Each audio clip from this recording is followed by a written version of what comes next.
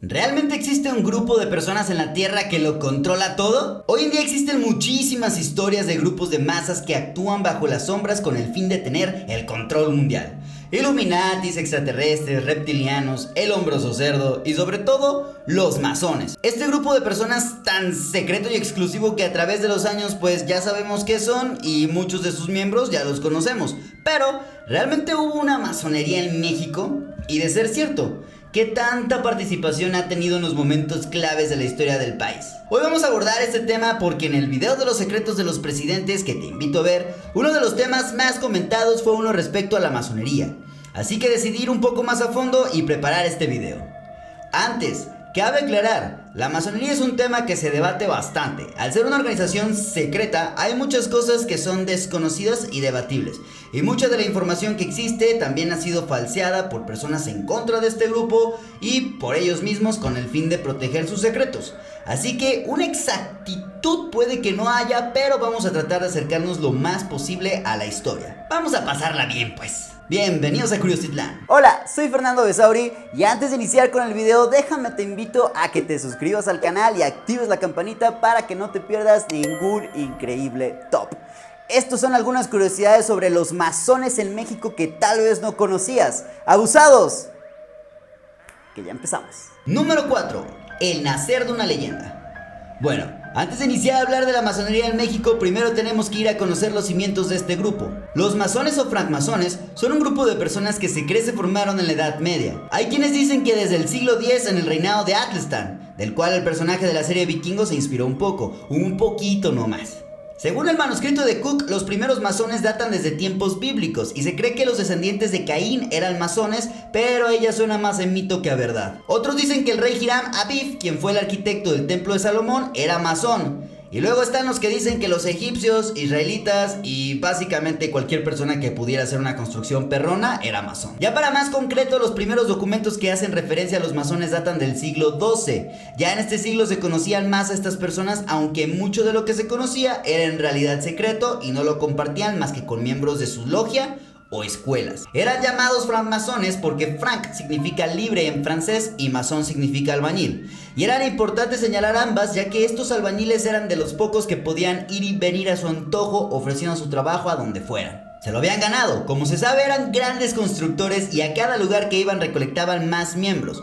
Pero claro que estos eran muy cuidadosamente seleccionados, o sea que ni de porra podrías entrar si ellos no querían. Pero, ¿qué era lo que tanto ocultaban? Bueno, ellos eran los que tenían el conocimiento para construir las catedrales góticas que estaban tan de moda en ese tiempo. Y pues esas construcciones no eran cualquier cosa, hasta la fecha son dignas de admirarse. Y pues bueno, muchas partes del mundo tienen construcciones con este estilo, lo cual nos da a entender que efectivamente anduvieron por muchos lados. La mayoría de los textos antiguos de los masones hablan de cosas de geometría, filosofía, administración, alquimia, metalurgia y por supuesto de arquitectura. Y claro, su mayoría secreto. Número 3. Los masones llegan a México. Ahora, después de todo lo dicho antes, ¿cuándo demonios llegaron los masones a México, Fer?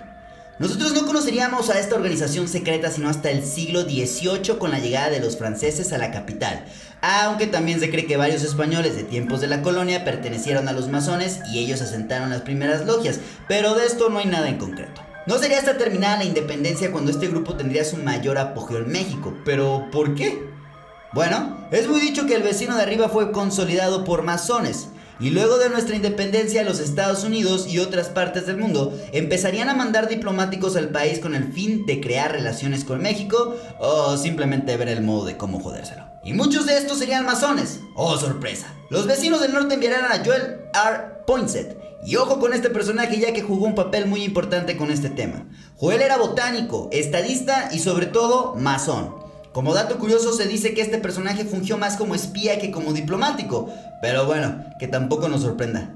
La cosa es que a él se le atribuye el haber levantado logias más estables y de mayor influencia en el país, siendo el padre de la logia yorquina en México y al punto de haber convencido a personajes como Guadalupe Victoria y Vicente Guerrero de unirse a los masones. Claro que ellos no serían los primeros masones famosos de México, ya que tanto Miguel Hidalgo como Aldama fueron presuntos miembros masones.